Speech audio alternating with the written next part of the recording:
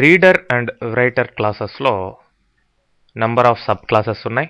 File reader, character reader, string reader, buffer reader, ఇట్లాంటి number of classes ఉన్నాయి. Reader classes అట్లానే writer classes కూడా ఇట్లాంటివి ఉన్నాయి. మరి ఒక ఎగ్జాంపుల్ ద్వారా చూద్దాం క్యారెక్టర్ అరే రీడర్ రైటర్ క్లాసెస్ ఎలా వర్క్ అవుతాయో. క్యారెక్టర్ అరే రైటర్కి ఒక ఆబ్జెక్ట్ని ఫస్ట్ తీసుకోవడం జరిగింది. తర్వాత స్ట్రింగ్ని ఈ విధంగా ఇనిషియలైజ్ చేసాం. తర్వాత ఈ స్ట్రింగ్లో ఉన్న ఒక్కొక్క క్యారెక్టర్ని ఈ క్యారెక్టర్ అరే రైటర్ ఆబ్జెక్ట్కి రైట్ చేయడం జరుగుతుంది. సో సీక్వెన్స్ ఆఫ్ క్యారెక్టర్స్ అన్నీ కూడా దీంట్లో క్యారెక్టర్ అరేలో ఉంటాయన్నమాట. తర్వాత అవి ఏమున్నాయో డిస్ప్లే చేస్తున్నాం. దాంట్లోకి వెళ్ళిన తర్వాత దాని సైజ్ అంతా కూడా డిస్ప్లే చేస్తున్నాం. తర్వాత క్యారెక్టర్ అరే రీడర్ క్లాస్కి ఒక ఆబ్జెక్ట్ని తీసుకొని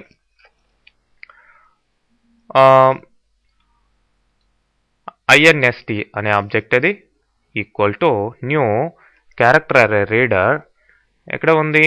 ఈ OSTలో ఉన్న 2 క్యార్ అరే, OSTలో ఉన్న ఈ యొక్క స్ట్రింగ్ క్యారెక్టర్ అరేని మళ్ళీ దీంట్లోకి ఇనిషియలైజ్ చేయడం జరిగింది 2 క్యార్ అరే అనే మెథడ్ ద్వారా. తర్వాత స్ట్రింగ్ బఫర్ దీనికి ఒక ఆబ్జెక్ట్ని తీసుకొని దాంట్లో ఏమీ ఇవ్వలేదు. While a equal to INST read not equal to -1 ఈ కండిషన్ వచ్చేంత వరకు ఈ యొక్క స్ట్రింగ్ బఫర్కి ఒక్కొక్క క్యారెక్టర్ని అపెండ్ చేస్తూ టోటల్గా ఆ స్ట్రింగ్ క్యారెక్టర్ అరే మొత్తాన్ని దీనికి అపెండ్ చేస్తాం. దేంట్లో రీడ్ చేసిన వాటిని ఈ క్యారెక్టర్ అరేలో రీడ్ చేసిన ఒక్కొక్క దాన్ని దీనికి అపెండ్ చేయడం జరుగుతుంది. s ఈక్వల్ టు sb.toString స్ట్రింగ్లోకి కన్వర్ట్ చేసి సో లెంత్ వరకు క్యారెక్టర్స్ రీడ్ అని చెప్పేసి డిస్ప్లే చేస్తాం. దే ఆర్ అని చెప్పి ఎస్ని డిస్ప్లే చేయడం జరుగుతుంది.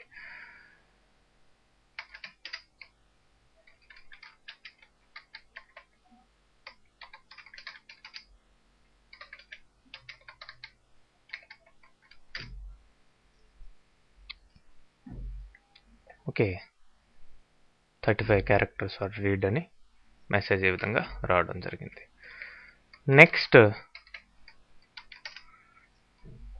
ర్యాండమ్ యాక్సెస్ ఫైల్కి ర్యాండమ్ యాక్సెస్ ఫైల్ క్లాస్ని యూజ్ చేసుకొని ఆ యొక్క ఫైల్ మేనేజ్మెంట్ ఎలా చేయాలి అనేది ఇక్కడ ఇవ్వడం జరిగింది.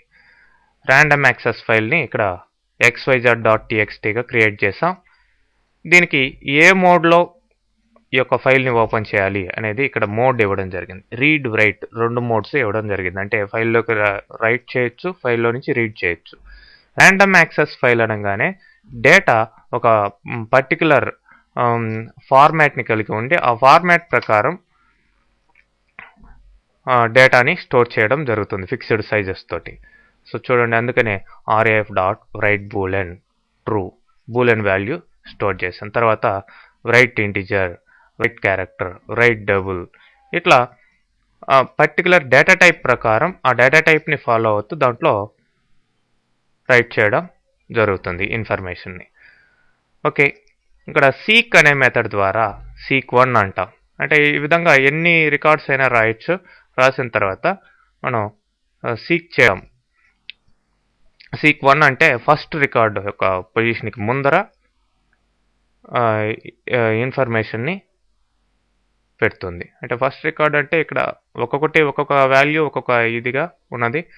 చూడండి, seek1 అంటే దీనికి ముందర ఇంటిజర్కి ముందర అనమాట.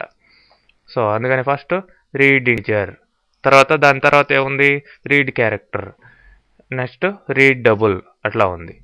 మళ్ళీ seek0 అంటే 0th పొజిషన్కి, అంటే బిఫోర్ ఆఫ్ ఫైల్ ఆ పొజిషన్కి వెళ్తుంది. అంటే బూలెన్ వాల్యూకి ముందర ఉండే పొజిషన్కి వెళ్తుంది. అక్కడి నుంచి మళ్ళీ రీడ్ చేయొచ్చు. అంటే పర్టికులర్ లొకేషన్కి మనం వెళ్ళి పర్టికులర్ రికార్డ్ని రీడ్ చేసేదానికి ఈ యొక్క సీక్ అనే మెథడ్ ఉపయోగపడుతుంది.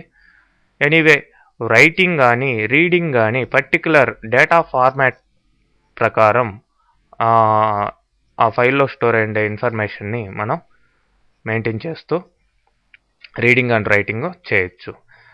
నెక్స్ట్ RA.close ఓపెన్ అయిన ఫైల్ని క్లోజ్ చేసేసాం. ఓకే, చూడండి.